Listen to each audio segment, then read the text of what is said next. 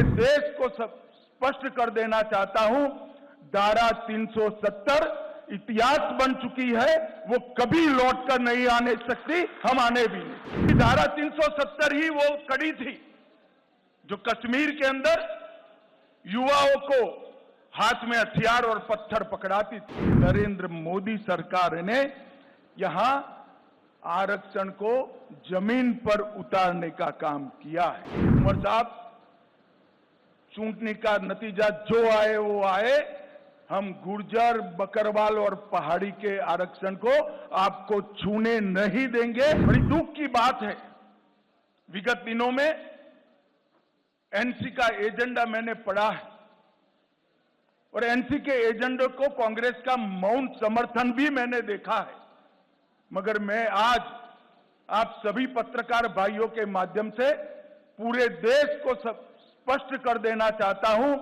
धारा 370 इतिहास बन चुकी है, वो कभी लौटकर नहीं आने सकती, हम आने भी नहीं। क्योंकि धारा 370 ही वो कड़ी थी जो कश्मीर के अंदर युवाओं को हाथ में हथियार और पत्थर पकड़ाती थी।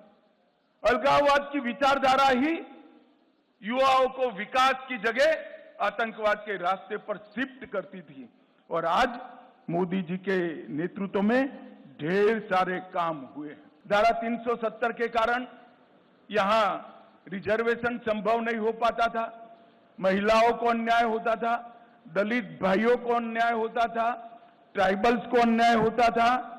भारतीय जनता पार्टी की नरेंद्र मोदी सरकार ने यहां आरक्षण को जमीन पर उतारने का काम किया है।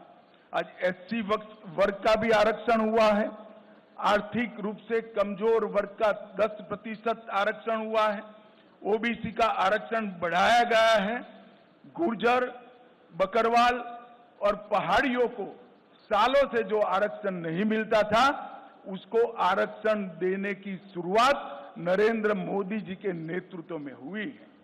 हमने एनसी का एजेंडा देखा है, उन्होंने कहा है कि हम इस पर पुनः विचार करेंगे।